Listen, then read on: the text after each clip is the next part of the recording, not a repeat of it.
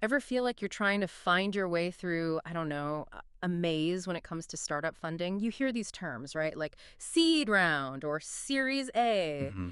And you kind of know they're important, but maybe you're wondering what they actually mean for a business beyond just, more cash. Absolutely. And if that sounds familiar, well, you're definitely in the right place. Yeah, we figured. Because we want to hand you a roadmap today, a really crucial one. That's right. Because look, understanding these different stages, it isn't just about learning the jargon, is it? No. It's really vital if you want sustainable growth and for attracting the right kind of investors, at the right time. Exactly. And knowing what you actually need to do to get that next check. Precisely. It's all about that strategic alignment. Okay, so let's really get into this. Our mission for this deep dive, we want to break down that whole typical progression of startup funding. Hmm. We'll talk about the purpose, where the money usually comes from, and kind of the characteristics of each big step. And hopefully make this whole complex journey feel a bit clearer, maybe even actionable for you. That's the plan. So, where does it all begin? Usually right at the start, the genesis, they sometimes call it. Right at the idea stage. Yeah, exactly. Mm. With pre-seed funding, that very first, often kind of exciting step, it's where an idea, maybe just a spark, starts to look a little more It's real. taking shape. Yeah. So, pre-seed funding, what's it for? Well, it's mainly about checking if that initial vision, that hunch you have, actually holds water. Testing the waters, basically. Totally. You're trying to prove your core idea clicks with a real problem people have. So that means, some early market research, maybe building a super basic version of your product. The MVP, minimum viable product. Right, the MVP, just to show what you're thinking. And maybe pulling together the first couple of people for your team. The main goal, I think, isn't just proving there's a problem. No, it's more fundamental. It's about validating your belief, your conviction that, yeah, this problem exists, and crucially, that you might be the one to solve it. And it's interesting where that first bit of money comes from, isn't it? It's often, your own savings, Yeah. bootstrapping, as they call it, Yep. The classic garage startup fuel. or, friends and family. Yeah. People who believe in you maybe more than the idea at that stage. True. You also see some early help from incubators, maybe accelerators. They often give a small check along with some guidance. You're right, some structure. And yes, sometimes you get those really early angel investors dipping a toe in, the ones who like taking those big early risks. So characteristics of pre-seed, it's obviously super high risk. Oh, absolutely. Highest risk stage. And the money involved is relatively small, like the ramen noodle budget phase for a lot of founders, right? Every penny counts. Definitely. And the deals, the agreements, they tend to be pretty informal. Things like convertible notes or safeties. Simple agreements for future equity. Exactly. And those basically push the decision about the company's value off until later. Which makes sense, because how do you even value a company with almost no data yet? Right, there's nothing concrete. So these safeties or notes feel like a fairer way to handle it for everyone at that point. It's a gamble based on the future. Okay, so you've tested the waters, you've shown the core idea has something to it. What's next? Well, that's when you move to actually planting the seed with seed funding. Makes sense. Logical next step. Its purpose is really to help that first little sprout, that validated concept, turn into actual initial growth. You use this money to, say, refine the product. Get it beyond just the basic MVP. Yeah, make it better. And crucially, acquire those first real customers. You need to prove there's market demand, not just interest, and start to figure out your business model. So the key goal shifts a bit here. It's less about the idea itself and more about showing product market fit. Like, does this thing actually work in the real world? Exactly. Undeniable proof. And the money sources shift too. For seed, you're mainly looking at angel investors. And like you said, these folks often bring more than cash. Right, the mentorship, the connections, that Yeah. smart money idea. Hugely valuable. And you also start to see the early stage VCs, the venture capital firms, getting interested now. They're looking for that initial validation you've hopefully just shown. It's still risky, of course, let's be Yes. clear. Still very early. But the goals are much clearer now, right? And you Yeah. should have some early results, some nascent traction to show. The amounts, usually maybe hundreds of thousands up to a few $1,000,000, somewhere in that ballpark. Yeah, typically. Varies a bit. And importantly, for a lot of companies, this is often the first time they do a formal equity round, where investors actually buy a piece, a stake in your growing company. Right. That's a big step. And, making that leap from seed to Series A, It's not just about needing more money. It really signals a different phase. How so? Well, I think the investor mindset changes. At seed, maybe they're betting on if your idea can work. At Series A, they're shifting gears. They're betting on how fast and how big you can scale it now that you've shown it does work. Ah, okay. So it signifies you found something repeatable, something scalable. Exactly. And the company's ready to hit the accelerator. Hard. Which brings us to Series A funding. This feels like where things get really serious for a lot of startups. Why is this stage so pivotal? And honestly, why does it seem so daunting sometimes? Yeah, it is a big hurdle. Yeah. I think it's because the focus shifts entirely to optimizing for scale. It's less about proving the concept, like we said, and much more about scaling the business itself. So building the machine. Building the machine, yeah. Mm, Optimizing how it runs, maybe looking at new markets. The money goes into hiring more specialized key people, really developing the product further, and massively boosting your market reach. okay. And the investors now, they're not just looking for promise. They need strong, data-backed growth. Cold, hard numbers showing a model that works and can be scaled up efficiently. Okay. Strong data-backed growth. If you had to pick like the top one or two metrics a Series A investor zooms in on, what would they be and why those? That's a great question. It does vary a bit, depending on the business model. SaaS is different from e-commerce, Sure. but generally, they're almost always drilling down deep into your customer acquisition cost, your CAC, and the lifetime value of those customers, the LTV. Right, the famous LTV to CAC ratio. Exactly. They need to see that you're not just buying customers expensively, but that you can bring them in efficiently and they'll stick around and generate good revenue over time. Unit economics become absolutely critical. Does it cost you less to get a customer than you make from them? Fundamentally, yes. They want proof that putting $1 into marketing or sales brings back more than $1, ideally multiples more, over that customer's life. Makes sense. And the characteristics of Series A. We're talking bigger checks now, right? Definitely.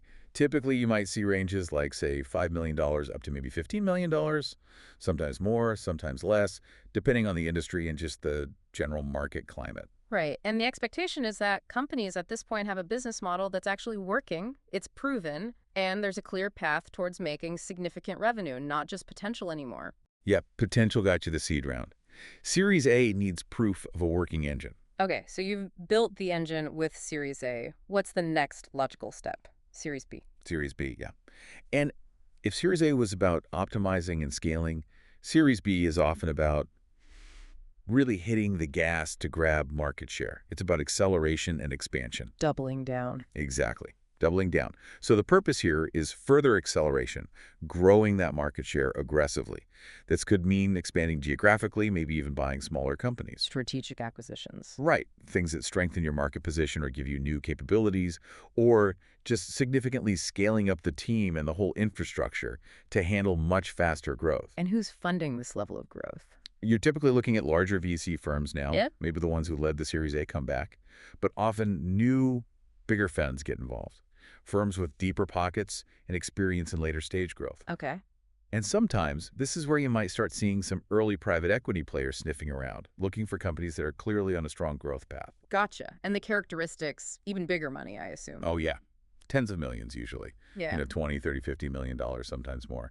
By now, the company really needs to have a solid, well-established product. The strong brand, maybe. A strong brand helps, definitely. A rapidly growing customer base is key.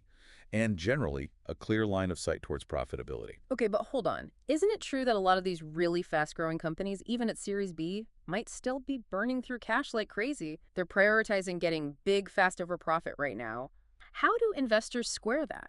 That is a really critical point. Yes. While that clear trajectory to profitability is what everyone says, the reality, especially in Series B, is that investors are often willing to tolerate a significant cash burn. Okay. If, and this is a big if the market opportunity is absolutely massive and the company is clearly winning, grabbing market share hand over fist. So it's a land grab mentality sometimes. It can be, yeah. In markets that feel like winner take all or winner take most, the bet is that achieving dominance now will lead to huge profits later. So growth might be prioritized over short-term profitability. It's a strategic gamble. Got it. Okay, so beyond B, we hear about Series C, D, sometimes even further. What's the driving force behind those later rounds? Sustained growth, really, and market leadership. Often these later rounds, Series C and beyond, are about really cementing your position as a leader Okay. and potentially preparing for a big liquidity event down the road like an IPO, going An public, initial public offering, yeah. or maybe getting acquired by a huge company. Yeah. So the funds fuel things like major global expansion, diversifying the product line significantly, maybe more M&A. Mergers and acquisitions, yeah. Consolidating the market. Exactly. Or just pouring fuel on the fire to solidify that dominant position you've hopefully built. And the money here must come from the really big players. Absolutely. Yeah. You're talking the largest VCs, major private equity firms, sometimes hedge funds get involved, investment banks, people with very, very deep pockets. Because the scale of capital needed is just immense at this point. Characteristics.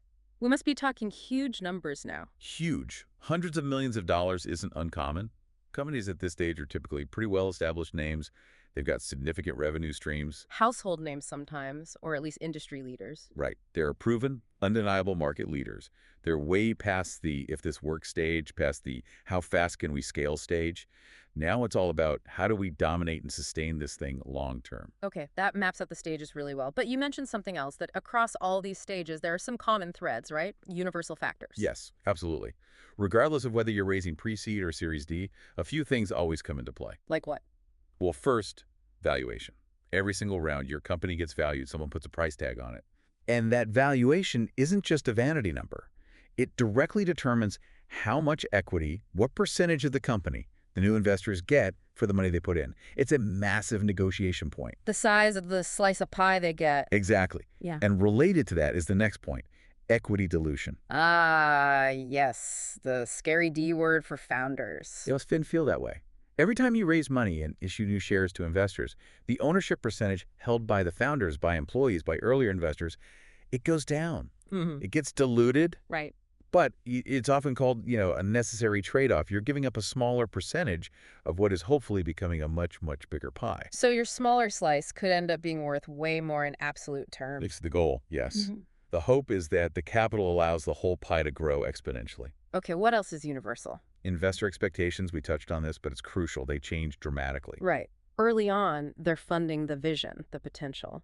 Exactly. They're focused on validation. Is there a real problem here? Can this team solve it? Later on, though, the demands shift. They need to see scalable execution. Proof you can actually build and run the machine? Yes, and a clear path to making serious money and, importantly, a strategy for how they will get their money back, plus a big return. Usually through that IPO or acquisition we mentioned, the performance bar just keeps getting higher and higher. Makes sense. Anything else? Due diligence, definitely. The background check, basically. Yeah, but it gets way more intense than a basic background check. As the investment amounts get bigger, the level of scrutiny from investors ramps up significantly. What are they digging into? Everything. Your financial records, all the legal paperwork, the real size and potential of your market, your competitive landscape, and of course, the team's ability to actually deliver on the plan. So more zeros on the check means more people poking around in your business. Pretty much. It gets incredibly detailed in later stages. Yeah. It's how investors try to minimize their risk when they're writing those huge checks. Okay, wow. That's a lot to cover, but it paints a really clear picture.